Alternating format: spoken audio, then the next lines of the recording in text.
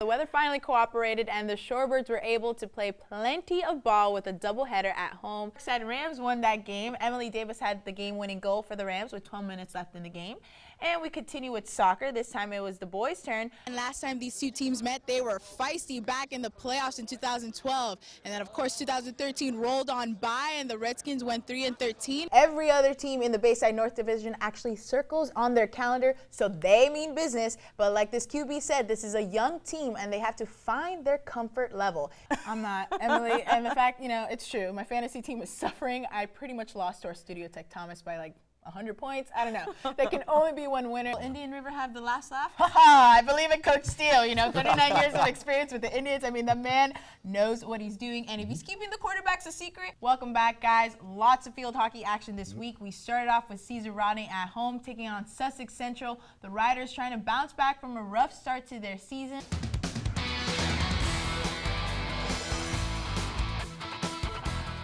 Giselle, it is a big night for TV, big night for football. Football. That's all we got. I mean, we can't get anything better than that. Yes. It's great. And that's all I've been doing today, Emily, just watching a bunch of games and keeping track of my fantasy team. All right, fly, Eagles, fly. At first, it looked like the Eagles were going to fly right back into the locker room with a lopsided loss to the Jags. But this is football, and until that clock strikes 0, it's anybody's game. We started off third quarter, Eagles in a hole, 4th and 1. Hello, Darren Sproles. Right up the middle, goes 49 yards for the touchdown, his first in an Eagles uniform. We take it to the fourth quarter, a tied game. Nick Foles looking for the open man, and he finds one. Jeremy Maclin, who was wide open for a 68-yard touchdown, and offense came back and did their jobs. Now it's time for the defense. Jaguars quarterback Chad Henne drops back. That ball gets knocked out of his hand. It's loose. Fletcher Cox scoops the ball up for a 17-yard touchdown and a slow start, but an amazing comeback as the Eagles take this one 35-17. And we take it over to Baltimore as the Ravens open up their season against the Cincinnati Bengals and not off to a good start. They don't get the chance to score. Bernard Pierce fumbles that one, and it was recovered by Vontaze Burfict. Ravens trying to score here, but time runs out as Joe Flacco cannot find anyone and throws an incomplete pass to end the half. Score 15-0 heading into the locker rooms. Take it to the fourth on 3rd and 4th. Flacco rolls out to the left and fires that one all the way down to Steve Smith. Smith moves the defender out of the way, gets into the end zone, and the Ravens with their first lead of the game. But then this happens. Andy Dalton finds A.J. Green, who bobbles the ball but manages to make the catch, and the Ravens lose their season opener 23-16. And over to Texas, the Redskins on the road against Houston. Second quarter, 1st and goal. Darrell Young leaps over for a 1-yard touchdown. Extra point would be blocked, so the score would be 6-0. Later, Texans Ryan Fitzpatrick, with all the time in the world, finds DeAndre Hopkins, makes the catch, and he brushes off the defender and goes all the way to the house for a 76-yard touchdown. Next play on 4th and 7, not good for the Redskins. Tressway to punt, and Alfred Blue gets through the line, blocks the punt, and picks up the ball for the touchdown. The Redskins lose 14-6. And it was the theme of the day today, comeback wins. The Orioles on the road trying to close out this series against the Tampa Bay Rays. We take it to the top of the 9th, bases loaded, O's down by 2. Nelson Cruz at the plate, hits that one down the right field line, clears the bases. Ryan Flaherty, Jimmy Paredes, and Adam Jones all score, and Cruz would be safe at 3rd, and we got ourselves a ball game.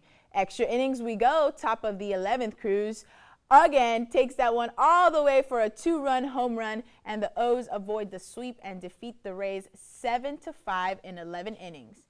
And over to D.C. as the Phillies and Nationals face off. Bottom of the 2nd, Phillies up 1-0, but not for long. Adam LaRoche ties the game up with a solo home run to right field. We take it to bottom of the 4th. Phillies lead still with the 2-1. LaRoche again ties things up, but that one goes deep to center, and the Nationals not giving the Phillies any chances. Look at this great defensive play by Jason Worth. So great, we're going to bring out the slow-mo. What a catch. And it would be quite the game at Nationals Park as the Nationals edge out the Phillies 3-2 the final. And it was lucky number 18 for top-ranked Serena Williams as she takes home the win at the U.S. Open. Williams defeated Caroline Wozniacki to claim her 3rd U.S. Open final in a row and 6th overall. This will be her 18th Grand Slam win, and it comes with some money. Williams earned a $4 million check for the title, and we know we would all love that too. And we take it over to our play of the day. Nebraska Cornhuskers game tied up with less than a minute to go. Amir Abdullah, who makes the first man miss, then has defender swarming. He spins out of that tackle and goes 58 yards for the game-winning touchdown. Emily, that's a clutch play. Like I said, it's not over till the clock strikes zero. What a way to keep the play alive and keep pushing for the game-winning touchdown. Amazing. It really was the best way to finish off that game and to win it. He must be feeling great tonight. Best way to end the sports That's exactly right. Thank you so much. And we still have good news ahead, so keep it right here. You're watching 47 ABC. 47 ABC News, Delmarva's Choice. The season is underway for the Salisbury Roller Girls, but for these ladies, it's not just a game, it's a release. Roller derby is a camaraderie of sisters who come together and relieve all our stress at one place and just beat everyone up. And beat up they do, but that's not their only goal. Since their inception back in 2010, the Roller Girls are always looking for new ways to get the community to come check them out.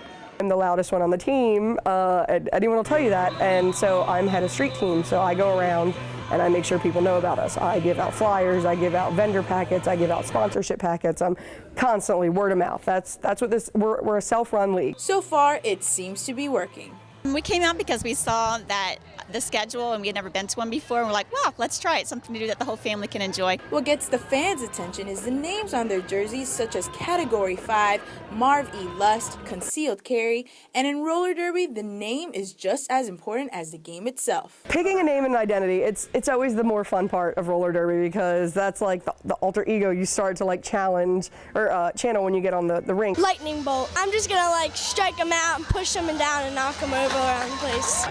So the coach and I are still trying to decide what my derby name would be, so I doubt I'll be on the rink anytime soon. So for now, for 47 ABC, I'm Giselle Espinales.